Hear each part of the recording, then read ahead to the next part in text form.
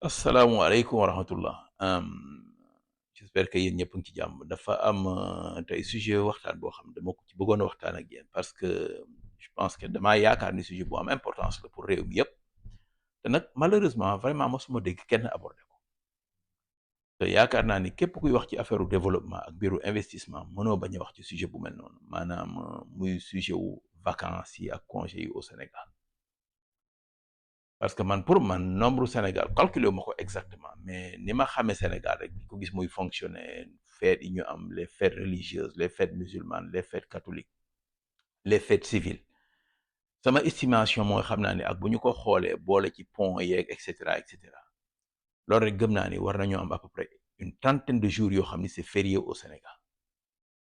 te loolu nag dafa doon loo xam ni dafa am importance trop ñu war ko waxtaanee muy sujet boo xam ne bii. yaakaar naa ni peuple bi ci seen bopp ak ni ñu bëggee développement di wax pour xale yi am liggéey vraiment réew mi avancé et cetera peuple bi ci seen bopp dañu war a xool loolu def ko sujet boo xam ñoom dañ ko war a aborder ensuite gouvernement bi administration bi ñoom aussi am le courage vraiment soulever ko ñu discuter ci wax ci def ko un débat national ba ñu trouver ci un consensus parce que je sais que c'est un sujet boo xam ne qui est très sensible parce que li tax mu sensible xam naa ni gouvernement bi quelquefois dañu koy xaw a ragal sax bon mooy sujet yi nga xam man damaa trouvé ni gouvernement bi dañoo xaw a ragal aborder sax sujet yooyu parce que duñu bëgg a laal feetu jullit yi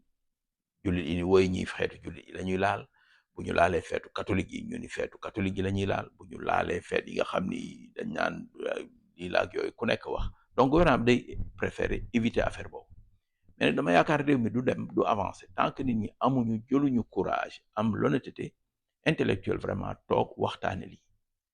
parce que tey boo ko xoolee investisseur bi bëgg a ñëw Sénégal bu ñuy xool toujours dañ naan positionnement géographique bu stratégique la ñu am c'est vrai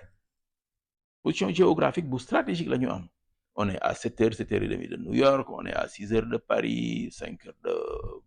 de Barcelone d'Espagne et cetera c'est bien mais nag loolu rek ça ne suffit pas du atu position géographique rek mooy déterminer un développement booy xool des pays par exemple un pays comme la Suisse c'est un pays enclavé amul géej xam nga li ma wax mais terewul mu doon un pays l'un des pays les plus développés au monde particulièrement en Europe te pourtant cette position géographique bi ñu yaakaar ni amul port amul lii amul laa nangam mais du handicap ci moom parce que dañu xool seen situation fi mu nekk ñu développer yeneen outils de développement yoo xam ne moo permettre nit ñi ñëw investir fa ñoom seen bopp ñu investir fa les sociétés étrangères ñëw investir fa créer des emplois nit ñi xale yi am liggéey nit ñi di fay impôt et cetera réew mi développé mais Sénégal léegi suñu situation suñu position géographique rek ça ne suffit pas ñun bu ñu xoolee position géographique bi ñu am d'accord mais il y a d'autres pays yoo xam ni dans la zone dans l'Afrique de l'Ouest pratiquement même position géographique bi la ñu am plus ou moins bon peut-être da nga ci yokkaat ni Sénégal il y a une stabilité politique certes mais ça ne suffit pas parce que booy xool récemment 2021 2025 vraiment cette stabilité politique là a été rudement éprouvée je me souviens en 88 stabilité politique boobu ça ne suffisait pas non plus parce que toog nañu ñu tëj aéroport def état d'urgence aéroport yi di tëj et cetera donc ça ne suffit pas mais investisseur bi nga xam ne dafay ñëw di investir ci réew mi moom détails yi muy xool dafa bari certes il y a la stabilité il y a les infrastructures il y a les facilités administratives et cetera il y a la corruption la lutte contre la corruption et cetera mais problème mu feet yi aussi dafa doon sujet bu am importance pour réew mi parce que tey boo xoolee ñun Sénégal dañuy feete par exemple bu ñu xoolee ni par exemple am nañu en moyenne ci ni ma koy defee sama estimation bopp rek la peut-être une trentaine de jours de férié mais investisseur bi war a ñëw tey au Sénégal ni dafa bëgg a tijji benn usine bi nga xam ne bii day jël par exemple employé supposons naa ne usine bu ndaw sax peut-être relativement une usine moyenne de 500 emplois mais mu jël 500 employés di leen fay mais léegi moom ñu war koo di liggéeyal mu xool ni réew mi kat ma fa amee 500 employés dinañ may liggéeyal ci année bi réew mi am na 30 jours yoo xam ni c'est férié chômé et payé 500 employés yi dinaa leen fay kenn ku nekk salaire am du ma ko ci wàññi dara 30 jours yoo xam ni duñu ma liggéeyal dara duñu produire dara xam nga ni ma mais kooku léegi day jël 500 multiplier ko par 30 3 fois 5 15 ça fait 1500 jours astafurlah 15000 500 fois 30 ça fait 15 000 jours yoo xam ni fay na ko paye yoo xam ni nit ñi produire nañ ko dara supposons mu xool dem par exemple en Thaïlande ou bien en Malaisie ou par exemple ñoom au total année bi ba mu daj supposons ñoom ils ont par exemple une dizaine de jours fériés chômés et payés pour les mêmes 500 employés léegi fay il faisait 15 000 jours yoo xam ne da koy fay ay salaires yoo xam nit ñi liggéeyaluñu ko dara mu dem supposons en Thaïlande ou en Malaisie ñooñu 10 jours chômés fériés la ñu am ci année bi mais donc léegi moom s'il fait le calcul mais fait c'était 15 000 puis c'est 3 000 donc la différence fii la différence elle est énorme xam nga la différence elle est énorme donc kooku léegi bu xoolee xaalis le manque à gagner bi muy am foofu rek kooku léegi pour mu ñëw Sénégal investir fa xaalisam mais kooku dina ko xoolaat bu baax mais dina xool léegi option yeneen yi mu am yëpp alternative yi mu am yéen yëpp yi nga xam ne mën na fa am une stabilité politique am fa un régime politique une vie sociale calme am fa des infrastructures ba pare amul nombre jour yooyu yu muy fay te nit ñi duñu ko liggéeyal dara donc mais boo ko xoolee dans les pays développés mais nit ñi chaque employé da nga am par exemple supposons un nombre de jours yoo xam ni sa congé annuel la mais fête yi da ci am fête yoo xam ni mais dañu ko waroon nit ñi dañu waroon waxtaan pour wàññi nombre de journées qui sont fériés chômés et payés mais jour yooyu nag ku ci bëgg a jël sa jour boobu yow doo ko liggéey nga wàññi ko jël ko congé wàññi ko ci sa congé annuel yi nga xam ni yow yaa ko moom mais dans les pays développés c'est comme ça que ça fonctionne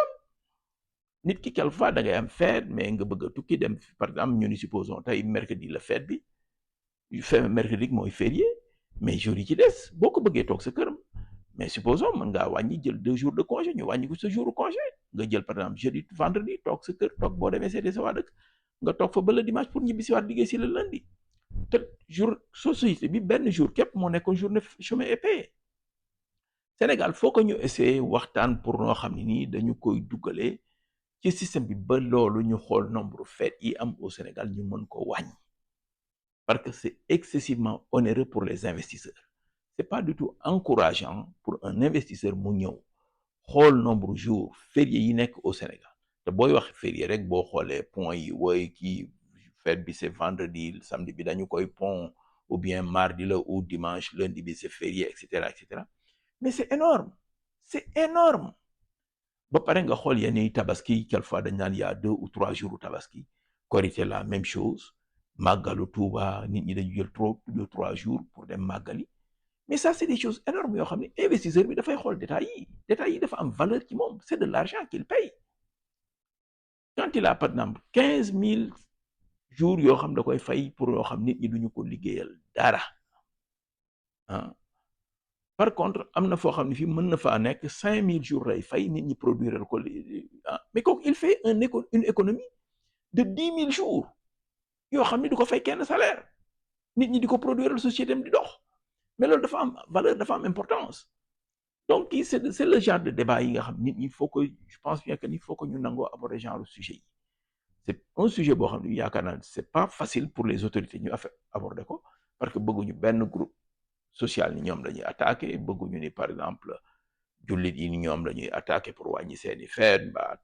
murid yi ni ñoom lañuy attaqué pour wàññi seeni feet ba tijaan yi ni ñoom lañuy attaqué pour wàññi seeni feet bon catholique yi la même chose bëgguñu ni duñuy laaj feetu catholique yi ni wéy mais feetu catholique yi parce que mënuñu koo wàññi parce que dañuy wàññi feetu catholique yi mais c'est un débat national boo xam ne bi muy aussi bien feetu jullit yi que muy feetu catholique yi dañu ko war a xoolaat pour xool nu ñuy wàññee les jours fériés et payés dans le pays def ko réduire ko à une moyenne d'environ 10 jours mais Sénégal y a des fêtes par exemple boo xool fête catholique yi am na ci fête yoo xam mais dañ koy célébrer en Italie fa nga xam ni fa la Pape ba dëkk du fa férié les gens vont au travail en France du fa férié les gens vont au travail tabaski aussi c'est une fête musulmane mais quelquefois Sénégal dañuy am 3 jours au tabaski ñii ni tabaski tey la ñuy tabaski ñi ci des ni suba seen sëriñ la ñuy topp ñi ci des ni Makka la ñuy topp et cetera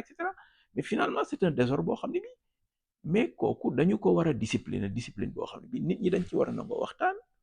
mu doon un sujet un débat national boo xam ne bi dañu ciy nangu xool nu ñuy réduire le nombre de jours fériés au Sénégal pour encourager vraiment les investisseurs étrangers à venir investir dans ce pays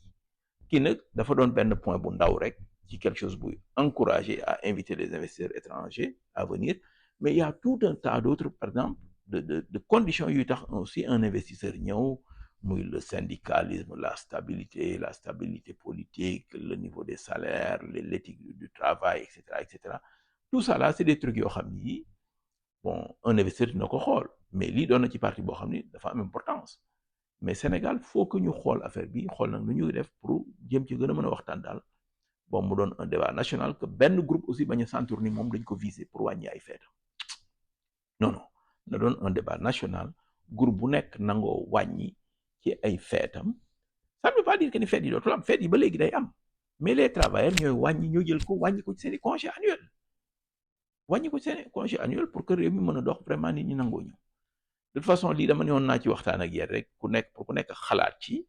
bon vraiment am na yeneen sujet yoo xam ni nag incha allah dinaa ci ñëw ñu waxtaanaat ci ça nous permettra sax xam naa beneen sujet bi may indi du sore trop ak lii ça nous permet lii daf may